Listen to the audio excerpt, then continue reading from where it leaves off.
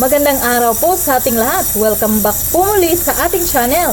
At ngayon ay isi-share ko sa inyo kung paano magluto ng napakasarap na crispy sizzling sisig. So now, I'm gonna share to you the very simple ingredients of this recipe. Pero bago po muna ang lahat, intro, pasok!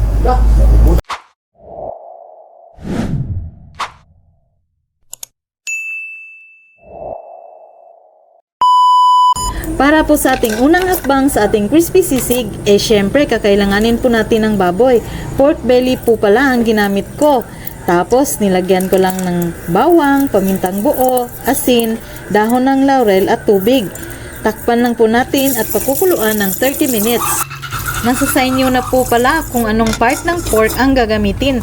Pwede din po kayong gumamit ng pork mascara. Binaliktad ko lang po pala itong pork belly para pantayang pagkakaluto.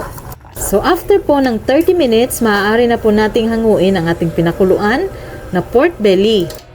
Ilagay lamang po natin sa isang lalagyan at tayo maghahanda na sa susunod na step.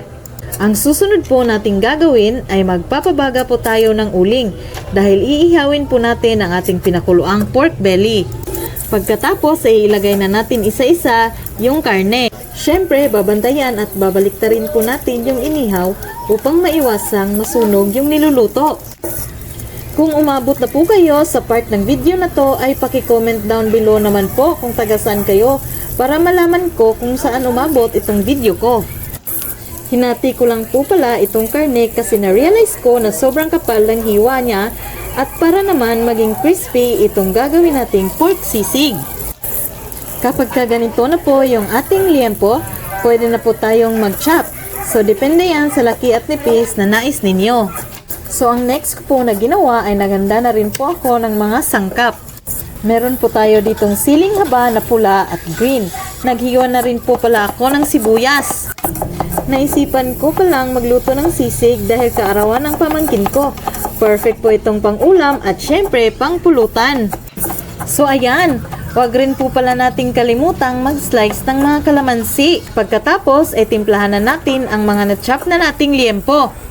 Mag-add na po tayo ng asin, ground black pepper, soy sauce at sibuyas. Tapos, imekos-mekos na po natin mga insan. I-squeeze na rin po natin ang mga kalamansi. Tapos, yung mga chop na siling haba at i-mix po natin ulit. At nagpainit na rin po pala tayo ng ating sizzling plate. Pagkatapos ay ilagay na po natin ang ating butter. Pwede rin po pala tayong gumamit ng margarine. At ayan, ilagay na po natin yung liempo na tinimplahan natin kanina. Nakakatakam naman talaga pakinggan. At naku, amoy pa lang isolve na. Tira na naman ang diet natin ito mga kaibigan. So ngayon, ito na ang ating homemade sisig na talagang napakasarap. Sana ay talagang magustuhan ninyo. O diba, napakasimple lang po ng ating recipe at ang paggawa nitong ating crispy sizzling sisig. Sana po ay masubukan nyo itong lutuin. Maraming salamat po sa panunood. At kung ikaw ay bago sa aking channel, please don't forget to subscribe and click the bell button para updated kayo sa mga recipe na isi-share ko pa. So once again, thanks for watching and see you on my next vlogs. Adios mi amigos, mi amigas. Bye bye!